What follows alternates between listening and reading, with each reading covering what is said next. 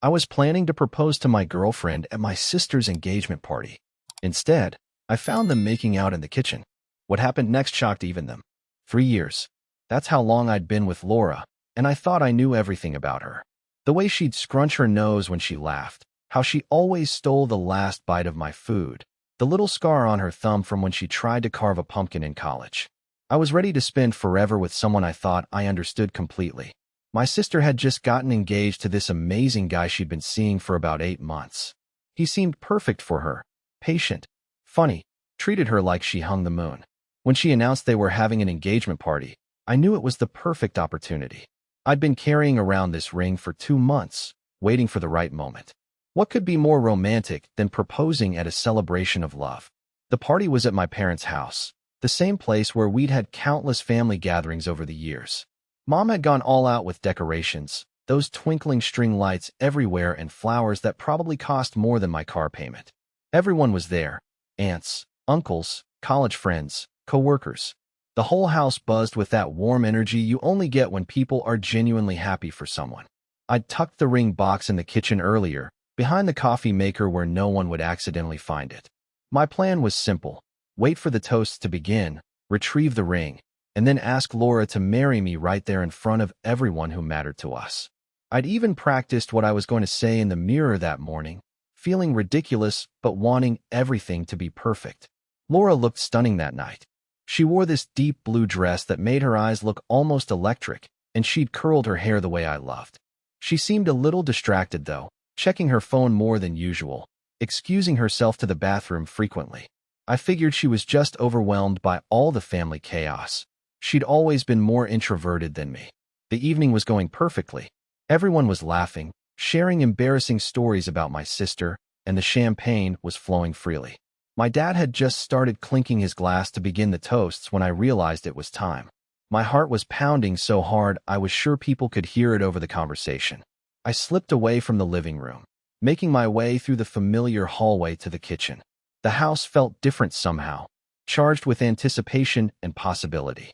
I could hear the murmur of voices behind me as I pushed through the swinging kitchen door, already reaching for the spot where I'd hidden the ring. That's when I saw them. Laura and Tyler, pressed against the counter where my mom used to help me with homework. His hands were in her hair, her arms wrapped around his neck, and they were kissing like the world was ending. Not a quick peck, not an accidental brush of lips. This was the kind of kiss that spoke of familiarity, of wanting, of something that had been building for a while. Time stopped. Actually stopped. I stood there in the doorway, ring box halfway out from behind the coffee maker, watching my girlfriend of 3 years kissing my sister's fiancé.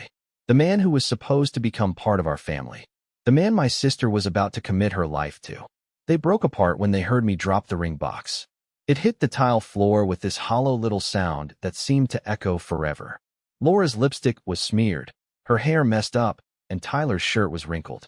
They both turned to look at me, and I watched Laura's face go through about 5 different emotions in the span of 2 seconds: surprise, guilt, defiance, and then something I couldn't quite place. I couldn't speak, couldn't move, couldn't process what I was seeing. This was supposed to be the moment I asked the woman I loved to marry me, and instead I was watching her betray not just me, but my entire family. Laura stepped forward first, her voice shaky but determined. She looked me right in the eye and said something that made my knees almost give out, that she knew what I'd been doing, that she wasn't stupid, that if I thought I could cheat on her and get away with it, I had another thing coming. I stared at her, completely lost. Cheating? When had I ever cheated? I spent most of my free time either with her or thinking about her. I'd turned down 3 different opportunities to hang out with attractive coworkers just in the past month because it felt wrong, even though nothing would have happened. Tyler just stood there looking like he wanted the floor to swallow him whole. His face had gone completely white, and he kept running his hands through his hair, messing it up even more. He looked like he was going to be sick. The kitchen door swung open behind me, and my sister walked in, probably wondering where her fiancé had disappeared to. The smile on her face died instantly when she saw the 3 of us standing there like some horrible tableau. She looked from Tyler to Laura to me, and I watched her put the pieces together in real time. The sound she made, I'll never forget it. It wasn't quite a scream, wasn't quite a sob. It was the sound of someone's world crashing down around them. She grabbed onto the doorframe like she needed it to stay upright, and her face just crumpled. Within seconds, it felt like half the party had crowded into the kitchen. My mom, my dad, Tyler's parents, our friends. Everyone trying to figure out what was happening, why the bride-to-be was crying, why the groom-to-be looked like he was about to pass out. I found my voice finally, though it came out hoarse and strange. I told everyone exactly what I'd walked in on. No sugarcoating, no trying to protect anyone's feelings. My sister deserved to know the truth, and so did everyone else who'd been celebrating this engagement. The aftermath was brutal. Tyler's parents left immediately, his mom shooting him a look that could have melted steel. Several other people followed suit, the festive atmosphere completely destroyed. My sister locked herself in the bathroom and wouldn't come out, no matter how much we pleaded with her through the door. Laura tried to explain, her voice getting higher and more desperate as she spoke. She talked about how she'd seen me texting someone late at night, how I'd been secretive about my phone, how I'd been acting strange for weeks. She'd hired someone to follow me, and they'd told her I was having an affair with a married woman. It took me a moment to realize what she was talking about. Those late-night texts were with a jewelry designer, finalizing details about her engagement ring. The secrecy was because I was planning a surprise proposal. The strange behavior was because I was nervous about asking her to marry me. The private investigator she'd hired had apparently seen me meeting with this woman multiple times, hugging her goodbye, looking intimate. What they hadn't realized was that she was the jeweler, and the hugs were just her congratulating me on finding someone worth marrying. Laura's face went through another series of emotions as I explained this, the ring box still lying on the floor between us like evidence of how spectacularly everything had gone wrong. The defiance crumbled first, replaced by confusion, then dawning horror as she realized what she'd done. But Tyler, that was the part that made everything even worse. Laura had met him at some coffee shop a few weeks earlier. He'd introduced himself with a different name, told her he was single, complained about his lonely life. She thought she was getting revenge on me by seeing someone else, but she had no idea she was destroying my sister's life in the process. Tyler finally spoke up, his voice barely above a whisper. He admitted he'd been having doubts about the engagement, feeling trapped, scared of commitment. When he met Laura and realized she was my girlfriend, he saw it as some kind of sign. He'd been lying to both of them, telling Laura I was cheating while letting my sister plan their wedding.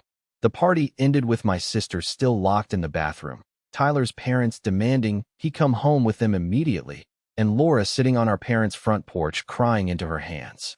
Most of the guests had filtered out, taking their casserole dishes and awkward small talk with them. I spent the next hour trying to coax my sister out of the bathroom. When she finally opened the door, her face was red and swollen, her makeup completely ruined. She looked at me with these hollow eyes and asked if I could drive her home. She couldn't stand to be in the same house where she'd been planning her future just hours before. Update 1. It's been 2 weeks since the engagement party from hell, and I'm writing this from my sister's couch at 3 a.m. because neither of us can sleep anymore. I never thought I'd be in this situation, single, homeless, and spending every night talking through the wreckage of our lives with the one person who understands exactly how I feel. Laura tried calling for the first few days. She'd leave these long, rambling voicemails explaining herself, apologizing, begging me to understand that she thought she was protecting herself from being hurt. I listened to the first couple, but hearing her voice just made everything hurt worse. She kept saying she loved me, that she'd made a terrible mistake, that if I could just forgive her we could work through this. But how do you work through something like that? It wasn't just that she kissed someone else. It was that she'd been planning it, lying to me, investigating me like I was some kind of criminal. She'd been living in our apartment, eating dinner with me, sleeping next to me, all while convinced I was betraying her and plotting her own revenge. I couldn't go back to our place. Every corner of that apartment held memories that felt poison now. The kitchen where she used to dance while making coffee in the morning. The couch where we'd spent countless evenings watching terrible reality TV and making fun of the contestants. The bed where I'd held her during thunderstorms because she was afraid of loud noises. My sister didn't want to be alone either. Tyler had been calling her nonstop, showing up at her apartment with flowers and apologies and explanations that only made things worse. He'd moved back in with his parents, and apparently his whole family was mortified by what he'd done. His mother had even called my mom to apologize, which somehow made the whole thing feel even more surreal. So we became roommates by default. Two broken people sharing takeout containers and trying to figure out how to rebuild our lives from scratch. The nights were the hardest. During the day, we could distract ourselves with practical things, canceling vendors for the wedding, returning engagement gifts, dealing with the social media posts that needed to be deleted. But at night, when everything was quiet and we were left alone with our thoughts, the reality of what had happened would hit all over again. We'd end up talking until sunrise sometimes. She'd tell me about all the little signs she'd ignored with Tyler, how he never wanted to post pictures of them together, how he was always vague about his work schedule, how he'd sometimes get weird when she mentioned meeting his friends. I'd tell her about the paranoia I'd started noticing in Laura, the way she'd go through my pockets when she thought I wasn't looking, the questions that seemed innocent but now felt like interrogations. It was during one of these late-night conversations that something shifted between us. We were sitting on opposite ends of her couch, sharing a pint of ice cream and talking about how we were going to tell people what happened. Family friends were still asking about wedding dates and my relationship status, and neither of us had figured out how to explain the situation without sounding like we were starring in some twisted soap opera. She laughed, actually laughed, for the first time since the party. It was at something I said about how we could just tell people we'd switched partners to keep things interesting. The laugh caught her off guard, I think, because she immediately looked guilty, like she wasn't allowed to find anything funny anymore. That's when I realized how beautiful she looked, even with her hair in a messy bun and wearing an old college sweatshirt. Not beautiful in the way you notice a stranger or a celebrity, but beautiful in this warm, familiar way that made my chest feel tight. I'd always known my sister was pretty. People had been telling me that since we were kids, but I'd never really seen her before. Not like this. The thought scared me so badly, I made an excuse to go to bed, leaving her alone on the couch with the ice cream and a confused expression. But I couldn't stop thinking about it. About the way she'd curl up in the corner of the couch when we talked, tucking her feet under her like she used to do during family movie nights when we were teenagers. About how she'd gotten into the habit of making me coffee in the morning without asking how I liked it, because she'd been paying attention and already knew. About the way she'd touch my arm when she wanted to make a point, casual and comfortable in a way that felt more intimate than anything I'd experienced with Laura. Work became a refuge. I could lose myself in spreadsheets and meetings and pretend like my personal life wasn't imploding. But even there, people kept asking questions. Coworkers who'd met Laura at company parties wanted to know why she wasn't coming to the upcoming holiday party. Friends who'd been excited about the proposal I'd mentioned wanted to know when I was going to pop the question. I started lying. Little lies at first. We were taking a break, working through some things, needed space. But the lies got bigger as the questions got more persistent. Eventually, I just started saying we'd broken up and leaving it at that. Most people were polite enough not to push for details. My sister was dealing with her own version of this. Wedding vendors kept calling about final details, friends kept asking about bridal shower plans, and her social media was full of congratulations and excitement that felt like salt in an open wound. She deactivated her accounts after a few days, saying she couldn't handle seeing all the happy couple photos in her feed. 3 weeks in, Tyler showed up at her apartment while I was at work. She called me in a panic, saying he was outside her door with a suitcase and a speech about how they belonged together, how what happened with Laura was just cold feet, how he wanted to start over. I left work immediately and drove faster than I probably should have through downtown traffic. I found him sitting on her front steps, looking like he hadn't slept in days. His usual confident demeanor was completely gone, replaced by this desperate, hollow-eyed version of the man I'd thought was perfect for my sister. He stood up when he saw me, and for a moment I thought he might try to fight me or argue or something. Instead, he just looked defeated. He asked if he could talk to both of us, if we could all sit down like adults and work through this mess. My sister came outside then, her face pale but determined. She looked at Tyler, really looked at him, for a long moment before speaking. What she said surprised all of us, I think. She told him that even if Laura had never existed, even if the party had never happened, she didn't think they would have made it. She talked about how she'd been having her own doubts, how the engagement had felt rushed and overwhelming, how she'd been saying yes to everything because she thought she was supposed to be grateful that someone wanted to marry her. She'd been planning a wedding to a man she wasn't sure she really knew, and maybe what happened was the universe giving them both an out. Tyler tried to argue, so they could go to counseling, take things slower, start over completely. But she was already shaking her head before he finished talking. She told him she needed time to figure out who she was when she wasn't half of a couple, and that he needed to do the same. He left after that, but not before apologizing to both of us one more time. He looked genuinely sorry, which somehow made everything more complicated. It would have been easier if he'd been a complete villain, but he was just a confused, scared person who'd made terrible choices and hurt people he cared about. That night, my sister and I ordered pizza and talked about what she'd said to Tyler. She admitted she'd been having panic attacks about the wedding planning, that she'd been taking anxiety medication just to get through dress fittings and venue tours. She'd thought it was normal pre-wedding jitters, but now she wondered if her body had been trying to tell her something her mind wasn't ready to hear. I told her about my own doubts about Laura, things I'd been pushing down because I thought they were just relationship growing pains. How she'd become increasingly controlling over the past year, wanting to know where I was every moment, getting upset if I made plans without consulting her first. How she'd started talking about our future like it was a business merger rather than a love story. We were both quiet for a while after that, processing the idea that maybe we'd both been saved from making huge mistakes, even if the saving had come in the most painful way possible. That's when she moved closer to me on the couch. Not dramatically, just shifted over so she was sitting next to me instead of on the opposite end. She put her head on my shoulder, and I could smell her shampoo, something floral and clean that was completely different from Laura's expensive perfume.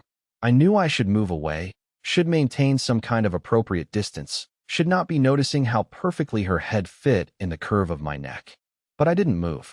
Instead, I put my arm around her, telling myself it was just comfort between siblings who'd been through trauma together. But it didn't feel like sibling comfort. It felt like something else entirely, something warm and electric that made my heart race in a way that terrified me. We fell asleep like that, tangled together on the couch, and when I woke up the next morning with her still in my arms, I knew everything had changed. Update 2. I can't believe I'm writing this update, but here we are. It's been 6 weeks since the engagement party disaster, and my life has turned into something I never could have imagined. I'm still living with my sister, but now everything between us is different in ways I don't know how to explain to anyone, including myself. The morning after we fell asleep on the couch together, we both woke up awkwardly and spent the day pretending it hadn't happened. She made breakfast while I took a shower, and we talked about normal things like whether we needed groceries and what to watch on Netflix. But there was this undercurrent of awareness between us, like we were both hyper-conscious of every movement, every accidental touch, every moment when our eyes met for too long. I thought maybe it was just me, that I was projecting feelings onto a situation that didn't warrant them. But then I caught her looking at me differently too. Not like a sister looks at her brother, but like a woman looks at a man she's interested in. It was subtle, a glance that lingered a beat too long. The way she'd smile when she caught me watching her cook, how she'd find excuses to brush past me in the narrow hallway between the kitchen and living room. For a week, we danced around whatever was happening between us. We'd have these intense conversations late at night, sharing things we'd never told anyone else, but then retreat to separate rooms like we were afraid of what might happen if we stayed too close for too long. The tension was becoming unbearable. Then Laura showed up. I was at work when my sister texted me that Laura was at the apartment, demanding to talk to both of us. Apparently, she'd been watching the place, had seen me coming and going, and put together that I was staying there. She was furious, not just about our breakup, but about what she saw as me replacing her with family. By the time I got home, Laura was sitting in my sister's living room like she owned the place, her arms crossed and her face set in that expression I'd learned to dread during our last few months together. My sister looked uncomfortable and trapped, sitting on the opposite end of the couch like she was trying to put as much distance as possible between them. Laura launched into this speech about how she'd figured out what was really going on. She'd convinced herself that my sister and I had been having some kind of inappropriate relationship for years, that the whole situation with Tyler had been orchestrated so we could be together. She threw around words like sick and twisted and made accusations that were so far from the truth they were almost laughable. Except they didn't feel laughable, because part of what she was saying, the part about feelings developing between us, wasn't entirely wrong. She was wrong about the timeline, wrong about the motivations, wrong about everything leading up to this point, But she wasn't wrong about the fact that something was happening between us now. My sister stood up then, and I watched her transform into someone I'd never seen before. Her voice was calm but deadly serious as she told Laura exactly what she thought of someone who would cheat and then try to blame everyone else for their own choices. She laid out every selfish, manipulative thing Laura had done, not just to me, but to Tyler and to her. She pointed out that Laura was still trying to control and manipulate even now, showing up uninvited and making wild accusations instead of taking responsibility for her actions. Laura tried to interrupt, tried to turn the conversation back to her theories about us, but my sister wasn't having it. She told Laura to leave and not come back, that we were both done being her victims and scapegoats. After Laura left, we sat in silence for a long time.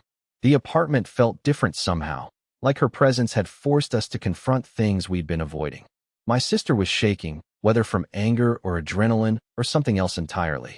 I asked if she was okay, and she looked at me with these intense eyes and said something that changed everything.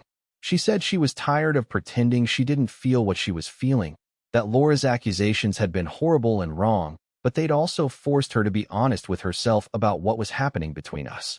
My heart was beating so hard I was sure she could hear it. I asked her what she was saying, even though I think I already knew. She moved closer to me on the couch, close enough that I could see the flecks of gold in her brown eyes, could count the freckles across her nose that I'd never noticed before. She said she thought she was falling in love with me, that she didn't know when it had started or how it had happened, but that she couldn't ignore it anymore. I should have stopped her, should have reminded her that we were siblings, that this was complicated and potentially destructive, that we were both vulnerable and maybe not thinking clearly. Instead, I told her I felt the same way. She kissed me then, soft and tentative at first, like she was giving me a chance to pull away, but when I didn't, when I kissed her back instead, it became something desperate and hungry and full of all the emotion we'd been bottling up for weeks. It was nothing like kissing Laura. With Laura, even in the beginning, there had always been this sense of performance, like we were both trying to be the people we thought the other person wanted. This was different. This felt like coming home and falling off a cliff at the same time. When we broke apart, we were both breathing hard and staring at each other like we couldn't quite believe what had just happened. She asked if I thought we were crazy, and I told her probably, but that I didn't care. We talked until dawn again that night, but this time everything was different. We talked about how guilty we felt, how confused we were, how this wasn't something we'd ever planned or expected. We also talked about how right it felt, how natural, how being with her was easier than being with anyone else had ever been. I know how this sounds. I know what people would think if they knew. We're not related by blood. We were both adopted by the same family when we were young, but we grew up as siblings, and that's what we've always been to everyone who knows us. But the feelings between us now don't feel familial. They feel like something else entirely, something that exists in its own category. The next few weeks were like living in a secret world. During the day, when we were around other people or talking to family on the phone, we were just siblings helping each other through a difficult time. But when we were alone, we were something else, something we didn't have words for yet. We were careful not to rush things physically, both of us acutely aware of how complicated and emotionally charged everything was. But the emotional intimacy between us deepened every day. She knew me in ways Laura never had, understood parts of my personality that I'd never shared with anyone else. And I found myself fascinated by sides of her I'd never seen. Her dry sense of humor, her surprising stubbornness, the way she'd get completely absorbed in cooking elaborate meals when she was stressed. My parents called less frequently now, having given up on trying to get details about what had happened at the engagement party. They knew the wedding was off and that I'd broken up with Laura, but they seemed to accept that we needed space to process everything. My sister had told them she was taking a break from dating and focusing on her career, which wasn't technically a lie. Work became even more of a refuge for both of us. She threw herself into her projects with an intensity that impressed her colleagues, and I found myself more productive than I'd been in months. Having something stable and fulfilling developing at home made everything else feel more manageable. But we both knew we couldn't live in this bubble forever. The holidays were coming, which meant family gatherings and questions and maintaining pretenses that were becoming harder to keep up. We'd have to figure out how to be around people who knew us as siblings while navigating feelings that were anything but familial. One evening, About a month after our first kiss, we were making dinner together when she brought up something that had been weighing on both of us. She asked what we were going to do long term, whether this was something we thought could actually work or if we were just helping each other heal from our respective breakups. I'd been wondering the same thing. Was this real, or were we just two hurt people finding comfort in the familiar? Were we going to wake up one day and realize we'd made a terrible mistake that had cost us our sibling relationship? Or was this actually the beginning of something that could be lasting and meaningful? I told her I didn't know, but that I wanted to find out. She said she felt the same way, but that she was scared of what it would mean for our family, for our futures, for everything we'd built our identities around. We decided to take things one day at a time, to be honest with each other about our feelings and concerns, and to figure out the rest as we went along. It wasn't much of a plan, but it was all we had. That night, for the first time since everything started, we shared a bed. Not for sex. We still weren't ready for that level of physical intimacy, but just to sleep next to each other, to wake up together, to acknowledge that whatever this was, it was real enough to claim space in our lives. I lay awake for hours listening to her breathe, marveling at how different everything felt from just 2 months ago. Then I'd been planning to propose to someone I thought I loved, at a party celebrating someone I thought I knew. Now I was falling asleep next to the one person who understood exactly what I'd been through, who'd been through it with me, who'd somehow become the most important person in my world. I still don't know if what we're doing is right or wrong, or somewhere in between. I just know that when I'm with her, everything else makes sense in a way it never has before. Final update. It's been 4 months since the engagement party that changed everything, and I'm writing this final update from a place I never thought I'd be. Genuinely happy and at peace with decisions that would probably shock everyone who knows us. The holidays were the first real test of whatever we'd become. Thanksgiving was unavoidable. Our parents expected both of us there, and there was no way to decline without raising suspicions we weren't ready to deal with. We spent the week before practicing how to act normal around each other, which felt ridiculous but necessary. The dinner itself was surprisingly manageable. Our mom asked a few careful questions about how we were handling everything, and our dad made some awkward jokes about us both being single and ready to mingle again. We managed to deflect most of the attention by asking about other family members and keeping the focus off ourselves. But there were moments when I'd catch her eye across the table and feel that familiar flutter in my chest, or when she'd laugh at something our cousin said, and I'd find myself memorizing the sound. A few times, our hands brushed when we were clearing dishes or passing food, and I'd see her cheeks flush slightly. Her old bedroom was exactly as she'd left it when she moved out for college. Posters of bands she'd loved in high school, a bulletin board covered with photos of friends and family, stuffed animals lined up on the bookshelf. I'd walked past that room thousands of times over the years without really seeing it, but now every detail felt significant. We drove back to her apartment late that night, both of us quiet and processing. When we got home, she asked if I thought our parents suspected anything. I told her I didn't think so, but that I'd noticed how careful we'd been to avoid even casual physical contact, how we'd both been hyper-aware of every word and gesture. That's when she said something that surprised me. She said she was tired of being careful, tired of analyzing every interaction and worrying about what people might think. She wanted to know if I was serious about this, about us, or if we were just going to keep tiptoeing around each other indefinitely. I'd been thinking the same thing. Living in limbo was exhausting, and the constant second-guessing was starting to overshadow the joy of being together. I told her I was serious, that what I felt for her wasn't going away or diminishing with time. If anything, it was getting stronger. She moved across the room then and kissed me, but this time it felt different. Less desperate, more certain, like she'd made a decision and was committing to it fully. We made love that night for the first time. I know that probably sounds clinical or unromantic, but it was the only phrase that felt appropriate. It wasn't just sex, it was this profound emotional connection made physical, this complete vulnerability and trust that I'd never experienced with anyone else. Afterward, lying in her bed with her head on my chest and her hair spread across my shoulder, I felt this overwhelming sense of rightness. Not just physical satisfaction, but emotional completion. Like I'd been looking for something my entire adult life without knowing what it was, and I'd finally found it. The next few weeks were a revelation. Without the constant anxiety about whether what we were doing was sustainable or temporary, we settled into a rhythm that felt natural and comfortable. We divided household chores without discussion, learned each other's work schedules and pet peeves, developed inside jokes, and shared routines. But we also had to face some practical realities.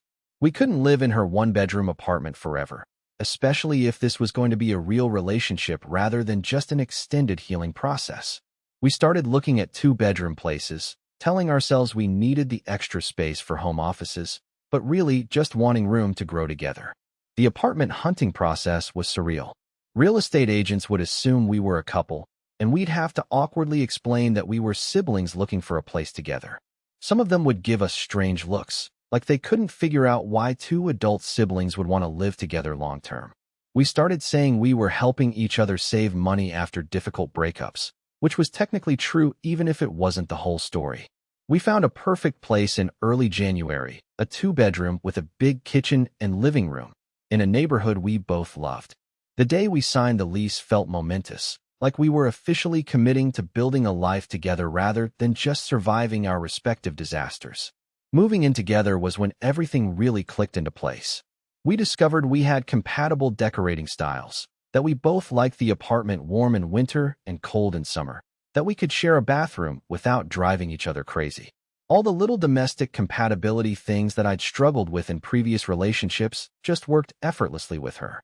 But the best part was the emotional intimacy.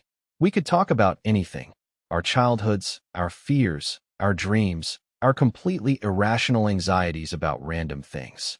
She told me about her secret ambition to learn pottery, and I admitted that I'd always wanted to try rock climbing, but had been too self-conscious about being a beginner. We made plans to take classes together, to try new things without the pressure of having to be good at them immediately. Work friends started noticing changes in both of us. I was more relaxed, more confident, quicker to laugh at meetings and social events. She was taking on bigger projects, speaking up more in meetings, generally seeming more sure of herself. When people asked what had changed, we'd just say we were both in better places after our breakups, which was true in ways they couldn't imagine. Laura tried to contact me one more time, about 3 months after our confrontation at the apartment. She sent a long email apologizing for her behavior, saying she'd been in therapy working through her trust issues and control problems. She asked if we could meet for coffee to clear the air, said she wasn't trying to get back together, but wanted closure for both of us. I showed the email to my sister, and we talked through whether I should respond. Part of me was curious about what Laura had to say, whether she'd gained any real insight into what had gone wrong between us. But the bigger part of me felt like that chapter of my life was completely closed, and reopening it wouldn't benefit anyone. I wrote back a brief, polite response wishing her well, but declining to meet. I told her I was glad she was working on herself and hoped therapy was helpful, but that I'd moved on and didn't feel the need for additional closure. She didn't respond, and I haven't heard from her since. Tyler's story had a different ending. About 2 months ago, my sister ran into one of his co-workers at a coffee shop downtown. Apparently, he'd left his job and moved across the country to start over somewhere new. The co-worker said he'd seemed genuinely devastated by what had happened, that he'd been seeing a counselor and trying to figure out why he'd sabotaged something good. My sister felt oddly sad hearing that news. Not because she missed him or regretted her decision, but because she could see how the whole situation had been destructive for everyone involved. She said it made her grateful that we'd managed to find something positive in the wreckage, that we'd been able to help each other heal instead of just nursing separate wounds. That conversation led to one of our deepest talks yet about what we meant to each other and what we were building together. We acknowledged that our relationship existed in a unique category, that most people wouldn't understand it, and that we might face judgment or complications because of our history as siblings. But we also talked about how authentic and right it felt, how we brought out the best in each other, how this felt like the kind of partnership we'd both been looking for our entire adult lives. We decided that other people's opinions mattered less than our own happiness and the respect and love we had for each other. Last week, we had dinner with our parents for the first time since Thanksgiving. They seemed pleased that we were both doing